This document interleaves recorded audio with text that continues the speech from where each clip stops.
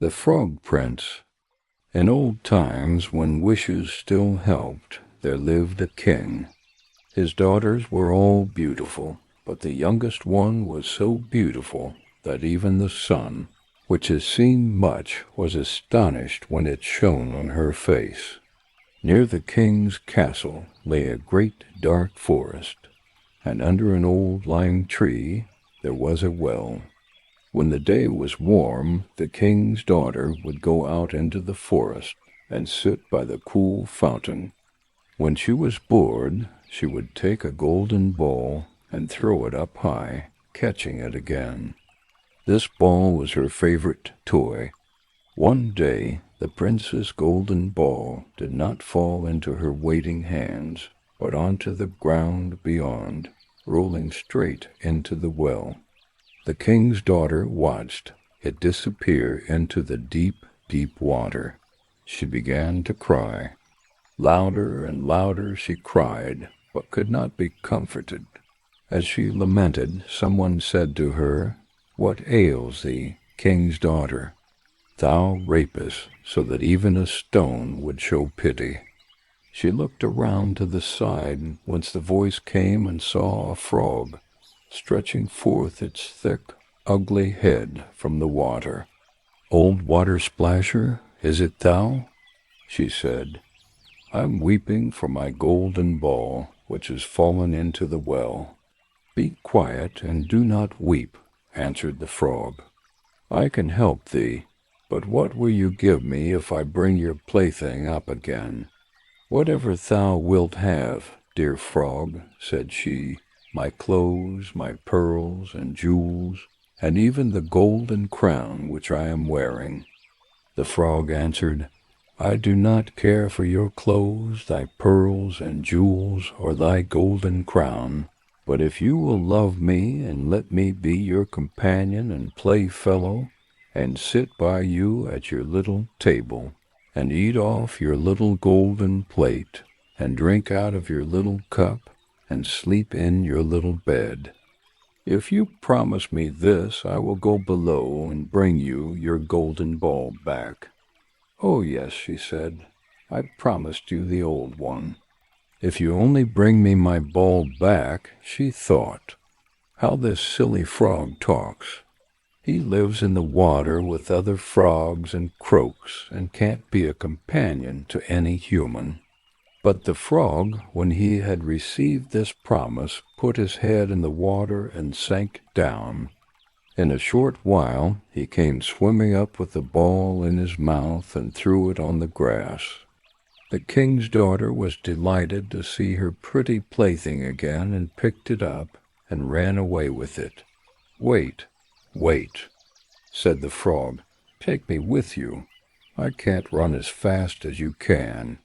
What was the use of him screaming his croak, croak after her as loudly as he could? She did not listen, but ran home, and soon forgot about the poor frog, who was forced to go back to his well.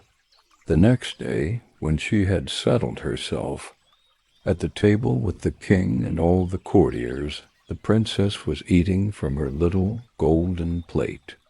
Suddenly something came creeping up the marble staircase.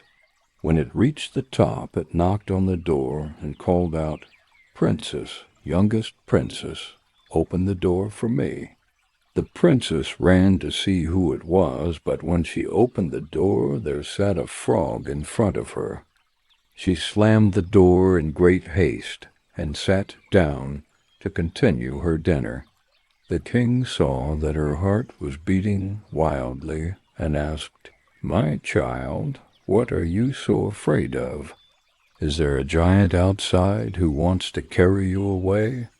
"No," replied the princess, "it is not a giant, but a disgusting frog."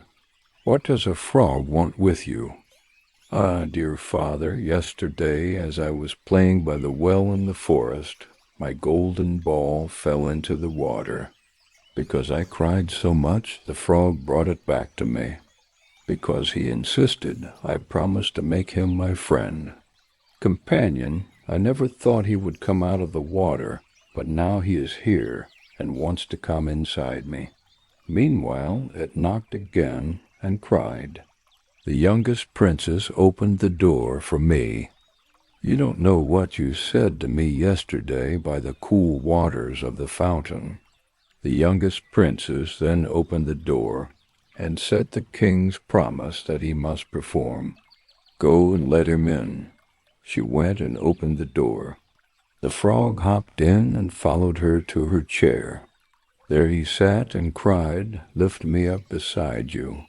She delayed until the king commanded her to do so. When the frog was on the chair, he wanted to be on the table. When he was on the table, he said, "Now push your little golden plate closer to me so we can eat together." She did this, but it was clear that she didn't do it willingly. The frog enjoyed what he ate, but almost. Every mouthful she took, she choked.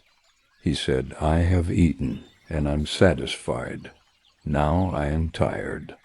Carry me into your little room and make your little silken bed ready, and we will both lie down and go to sleep." The king's daughter began to cry, for she was afraid of the cold frog, which she did not like to touch, and which was now going to sleep in her pretty, clean little bed. But the king grew angry and said, "He who helped you when you were in trouble ought not to be despised afterwards." So she took hold of the frog with 2 fingers, carried him upstairs, and put him in a corner. But when she was in bed, he crept to her and said, "I am tired. I want to sleep too." She was terribly angry, took him up, and threw him against the wall. "Now you will be quiet, odious frog," she said. But when he fell down, he was no longer a frog, but a king's son with beautiful, kind eyes. By her father's will, he was now her dearest. The king had a companion and husband. Then he told her how he was bewitched by a wicked witch, and how no one could have delivered him from the well, but only she could. He said that tomorrow they would go together to his kingdom. They went to sleep, and the next morning, when the sun woke them, a carriage came with 8 white horses, which had white ostrich feathers on their heads, and were harnessed with golden chains. Behind them stood the young king's faithful servant, Henry. Henry had been so unhappy when his master was turned into a frog, so he caused 3 iron bands to be laid around the king's heart to prevent it from bursting with grief and sadness. The carriage was to take the young king to his kingdom, and Henry helped them both inside and placed himself behind. He was full of joy at this deliverance. When they had driven for a while, the king's son heard a crack behind him, as if something had broken. So he turned around and cried, "Henry, the carriage is breaking." "No, master, it's not the carriage," said Henry. "It's a band playing from my heart, which was put there by my great pain when you were imprisoned in the well, and every time they played, something cracked, and the king's son thought the carriage was breaking, but it was just the band springing from my heart, because my master was set free and happy."